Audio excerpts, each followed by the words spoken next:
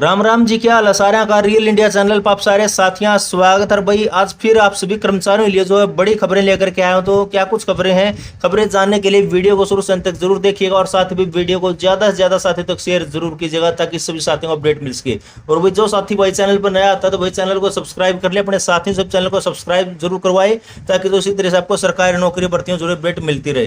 तो चलिए साथियों शुरू कर लेते हैं बिना टाइम वेस्ट की वीडियो। तो साथियों जैसा कि आपको पता होगा कि कर्मचारी अपनी विभिन्न मांगे मनवाने को लेकर के लगातार जो है धरना दे रहे हैं, प्रदर्शन कर रहे हैं और हड़ताल भी जो करने का काम कर रहे हैं ताकि जो उनकी मांगों को माना जा सके और उनकी जो जायज मांगे भाई वो उनकी मांगों को जो सरकार को मान भी लेना चाहिए।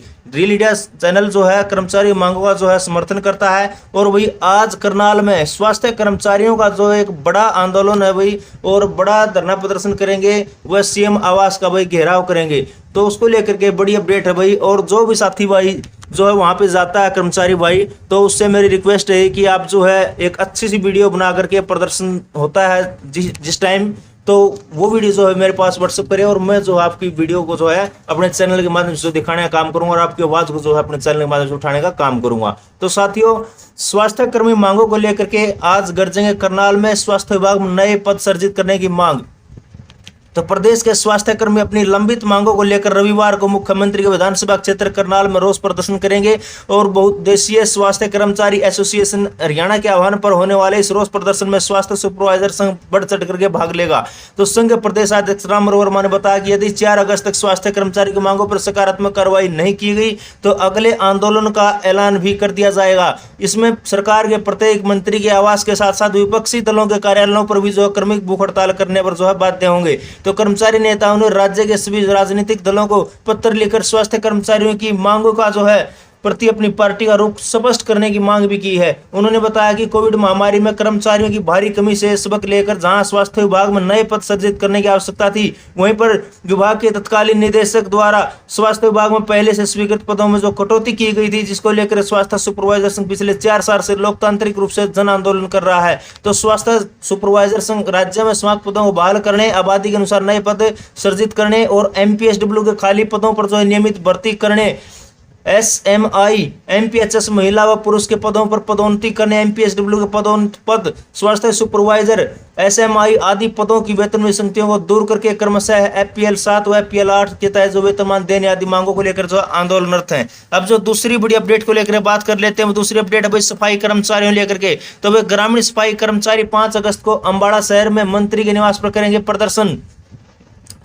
तो ग्रामीण सफाई कर्मचारियों ने पक्की नौकरी व न्यूनतम वेतन 26,000 रुपए की मांग को लेकर आंदोलन का बिगुल बजा दिया और प्रदेश भर में काम करने वाले सभी ग्रामीण सफाई कर्मचारियों ने मिलकर के अपनी मांगों को लेकर साझे संघर्ष की शुरुआत कर दी है। इसके पहले चरण में प्रदेश के सभी मंत्रियों के निवास पर 5 अगस्त को प्रदर्शन होंगे और इसी कड़ी में जिला अम्बाड़ा के सफाई कर्मी, परिवहन व महिला एवं बाल विकास मंत्री मानवीय असीम गोयल के निवास पर प्रदर्शन करेंगे। इसकी तैयारियों को लेकर के भगवान श्री विश्वकर्मा धर्मशाला में सीआईटीयू से संबंध ग्रामीण सफाई कर्मचारी यूनियन ब्लॉक शहजादपुर कमेटी की बैठक प्रधान रोहतास की अध्यक्षता में उन्होंने कहा कि यूनियन हाजिरी लगाने व काम की देखभाल के लिए पढ़े लिखे कर्मियों को सुपरवाइजर लगाने व दलित उत्पीड़न व बेकार प्रथा को रोकने की मांग कर रहे हैं।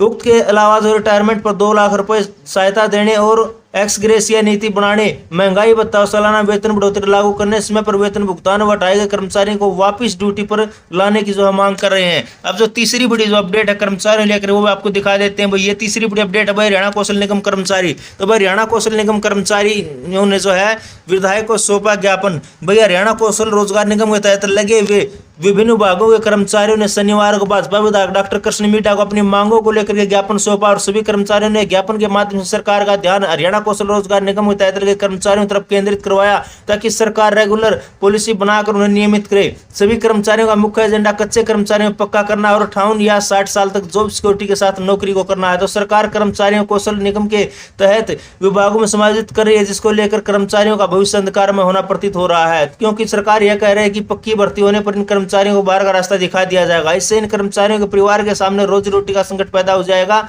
और इसीलिए सरकार कौशल कर्मियों को पक्का करे और पक्के कर्मचारियों की तरह ही सभी प्रकार की सुविधाएं जो उपलब्ध करवाए जाएं। सभी कर्मचारी जो अपनी मेहनत और पूरी ईमानदारी से जो है अपने कर्मनिष्ठा के साथ कार्य करते हैं। तो अब जो है चौथी बड़ी अपडेट है भाई एनएचएम कर्मचारी। भाई जैसा कि आपको पता है जो एनएचएम कर्मचारी जो है हड़ताल पर गए हुए हैं, जिससे जो है स्वास्थ्य से जुड़ा जो काफी काम जो प्रभावित हो रहा है। इसी को लेकर के भाई जो टीकाकरण है और अस्पताल में जो डिलीवरी है उस पर भी जो है असर पड़ रहा है भाई।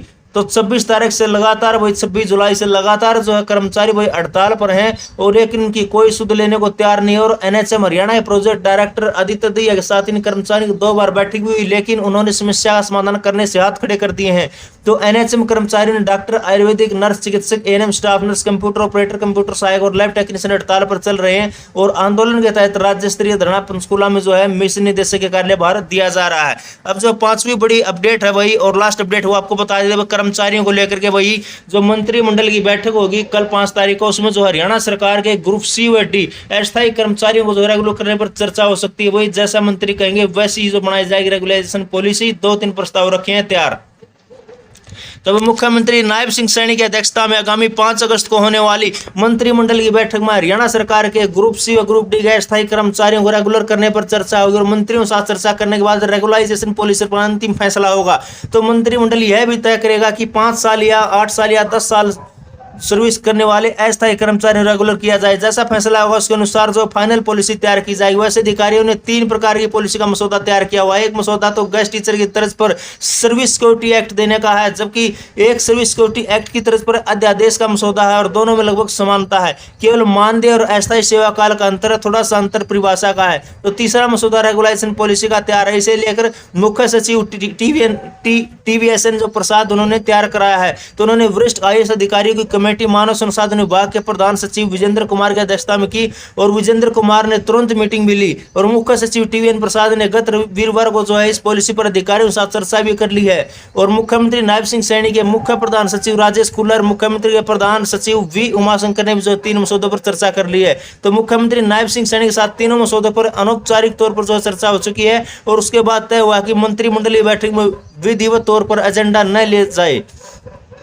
तो मंत्रिमंडलीय बैठक में औपचारिक तौर पर तीनों मसौदा के बिंदुओं पर जो है चर्चा कर ली जाए और चर्चा में जैसा फैसला हो वैसी पॉलिसी बना ली जाए। तो मंत्रिमंडल तय करेगा कि सर्विस सिक्योरिटी एक्ट बनाया जाना या ऑर्डिनेंस जारी रखना है और बाद में जो विधानसभा में विधेयक ला करके पारित कर दिया जाए या मंत्रिमंडल से मंजूरी के बाद रेगुलाइजेशन पॉलिसी ही जारी कर दी जाए। तो अलग अलग मसौदों में कर्मचारियों को अलग अलग लाभ देने का प्रस्ताव। तो अस्थायी कर्मचारियों की सर्विस सिक्योरिटी देने के 3 अलग अलग मसौदों में अलग अलग लाभ देने का जो प्रस्ताव है और गेस्ट टीचर की तरफ पर सिक्योरिटी सर्विस एक्ट में जो है मानदेय काफी कम देने का जो प्रस्ताव है, जबकि ऑर्डिनेंस के मसौदे में जो है समकक्ष रेगुलर कर्मचारी के न्यूनतम वेतनमान के समान जो है एक मुश्त मानदेय देने का जो है प्रस्ताव है। तो भाई अग्निवीरों को नौकरियों में आरक्षण देने को मंत्रिमंडल की मिलेगी मंजूरी। तो मुख्यमंत्री नायब सिंह सैनी ने पिछले दिनों प्रेस कॉन्फ्रेंस कर अग्निवीरों को हरियाणा सरकार की नौकरियों में आरक्षण देने की घोषणा कर दी थी। तो 5 अगस्त को होने वाली मंत्रिमंडल बैठक में इस प्रस्ताव को भी मंजूरी मिल सकती है। तो ग्रुप सी नौकरियों में 10% आरक्षण, प्राइवेट इंडस्ट्री में नौकरी देने पर सरकार 60,000 रुपए वार्षिक फैक्ट्री मालिक को देने और ग्रुप बी में 1% आरक्षण देने एसपीओ भर्ती करने का फैसला किया हुआ है। पुलिस सिपाही, mining guard, post guard, jail warden, SPO में जो है 10% और ग्रुप सी के सिविल पदों पर जो 5%, ग्रुप बी में 1% आरक्षण दिया जाएगा। 3 साल की उम्र में छूट मिलेगी, जबकि अग्निवीर के पहले बैच के जवानों को उम्र में 5 साल की छूट दी जाएगी और मंत्रिमंडलीय बैठक में जो इस प्रस्ताव को जो है मंजूरी मिल सकती है भाई। तो भाई जो अस्थायी कर्मचारी हैं वो भाई अस्थायी सेवा अवधि के तौर पर अलग अलग थोड़ा सा मानदेय बढ़ाने का प्रस्ताव और मुख्य सचिव टीवीएन प्रसाद की तरफ से जो गठित वरिष्ठ अधिकारियों की जो सर्विस सिक्योरिटी पॉलिसी में जो है अस्थायी कर्मचारियों को प्रभावशाली वेतन व मानदेय देने का जो प्रस्ताव और यह भी संभव हो कि भाई मंत्रिमंडलीय बैठक में मुख्य सचिव वाली सिक्योरिटी पॉलिसी पर जो है चर्चा होने के बाद मंजूरी मिल जाए और इसमें रेगुलर होने वाले कर्मचारी को समकक्ष रेगुलर कर्मचारी के न्यूनतम वेतनमान और डीए देने का भी जो है प्रस्ताव है भाई। सरकारी खजाने पर एकदम पड़ेगा बोझ। अगर मंत्रिमंडल 5 साल से ज्यादा सर्विस वाले अस्थायी कर्मचारियों को रेगुलर करने की मंजूरी देता है तो लगभग 1 लाख कर्मचारियों को इसका लाभ मिलेगा और इस सरकार के खजाने पर एकदम काफी बोझ पड़ जाएगा। अगर 10 साल तक की सेवा वालों को जो रेगुलर किया जाता है तो खजाने पर काफी कम बोझ पड़ेगा, चूंकि इस समय जो प्रदेश के कई भागों के अस्थायी कर्मचारी रेगुलर करने की मांग कर रहे हैं और आंदोलन कर रहे हैं। तो भारतीय मजदूर संघ के पदाधिकारी पिछले 1 पखवाड़े में लगातार जो है मुख्यमंत्री नायब सिंह सैनी और मुख्यमंत्री के मुख्य प्रधान सचिव राजेश कुल्लर, मुख्य सचिव टीवीएन प्रसाद और मुख्यमंत्री प्रधान सचिव वी उमाशंकर के साथ लगातार बैठकें जारी हैं और अभी तक जो है ग्रुप सी और ग्रुप डी कर्मचारियों को रेगुलर करने पर जो चर्चा हो रही है और ग्रुप बी के अफसरों को जो रेगुलर करने पर कोई चर्चा नहीं हो रही है। तो ये वही जो कर्मचारियों को लेकर के भाई बड़ी अपडेट थी। वीडियो अगर आपको अच्छी लगी तो भाई वीडियो को लाइक करें, कमेंट करें, वीडियो को भाई ज्यादा से ज्यादा साथियों तक शेयर जरूर कर दें ताकि जो सभी साथियों तक जो है अपडेट पहुंच सके। तो फिर मिलते हैं एक नई लेटेस्ट अपडेट के साथ। इसी के साथ जय हिंद, जय भारत।